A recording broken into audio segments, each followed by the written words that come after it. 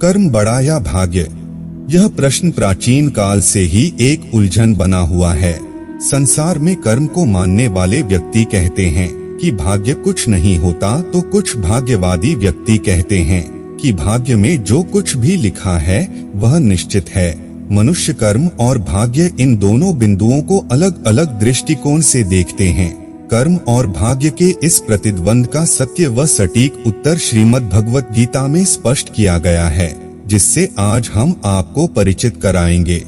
नमस्कार दोस्तों, धर्मा वचन चैनल पर आप सभी का स्वागत है। अगर आप भी भगवान श्री कृष्ण के भक्त हैं, तो कमेंट में जय श्री कृष्णा जरूर लिखें। तो चलिए शुरू करते हैं आज की प्रस्तुति। भाग्य व कर्म को स्पष्टता से समझने के लिए पुराणों में एक कथा का उल्लेख मिलता है। वह कथा इस प्रकार है।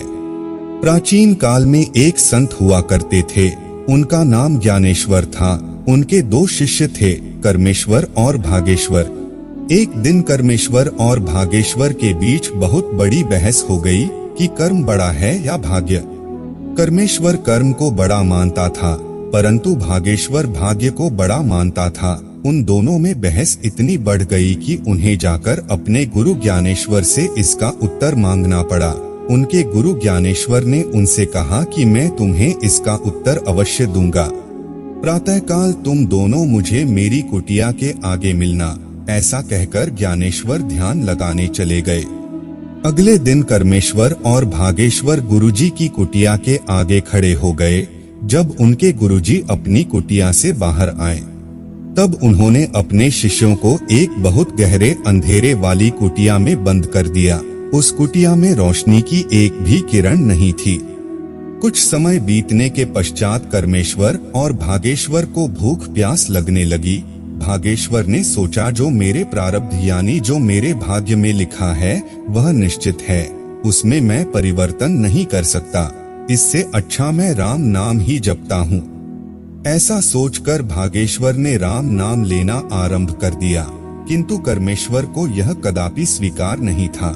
उसने सोचा, मुझे कर्म करना पड़ेगा, अन्यथा मैं भूखा मर जाऊंगा। तो वह खड़े होकर उस अंधेरी कुटिया में खाने पीने की वस्तु खोजने लगा। कभी उसका सिर किसी वस्तु से टकरा जाता, तो कभी उसके पैर में चोट लग जाती, किंतु वह ना तो थका और ना ही उसने हार मानी।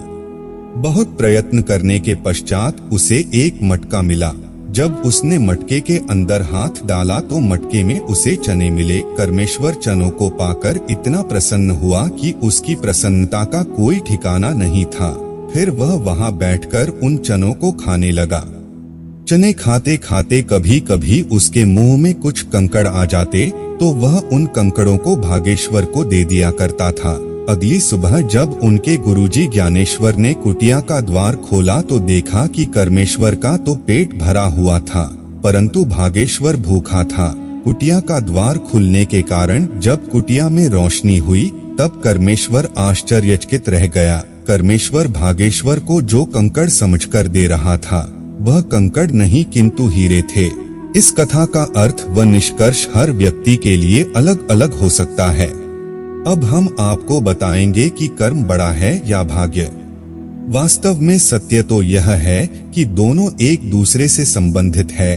दोनों में से कोई भी ना तो छोटा है और ना ही बड़ा। अगर आप अच्छे कर्म नहीं करेंगे, तो परिणाम स्वरूप आपका भाग्य भी आपका साथ नहीं देगा, और अगर आपका भाग्य अच्छा नहीं होगा, तो आप कर्म भी ठीक से नहीं कर पाएंगे।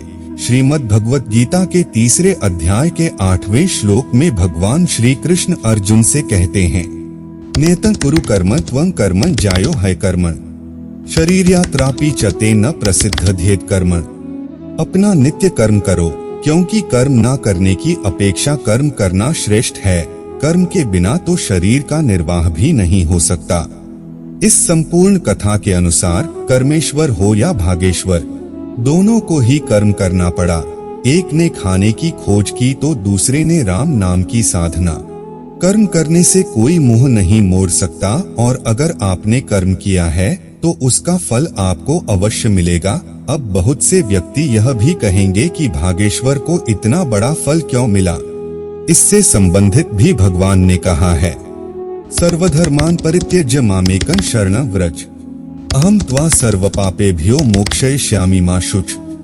इसका भावार्थ है, संपूर्ण धर्मों अर्थात संपूर्ण कर्तव्य कर्मों के आश्रय को छोड़कर तू केवल मेरी शरण में आ जा, मैं तुझे सभी पापों से मुक्त कर दूंगा, चिंता मत कर। अब हम इस प्रस्तुति के मूल को जानते हैं। कर्म या भाग्य में से कोई भी छोटा या बड़ा नहीं होता। भाग्य लोहे के समान है।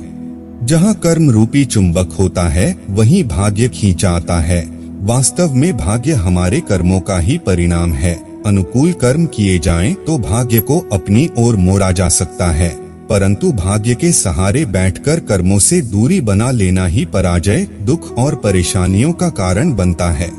तो दोस्तों, आज के लिए बस इतना ही। उम्मीद करते हैं हमारे द्वारा दी गई जानकारी आपको पसंद आई होगी।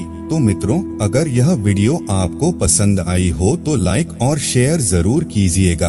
अगर आपने हमारे चैनल को सब्सक्राइब नहीं किया है तो जरूर करिए। और हाँ, वीडियो को अंत तक देखने के लिए आपका बहुत बहुत धन्यवाद।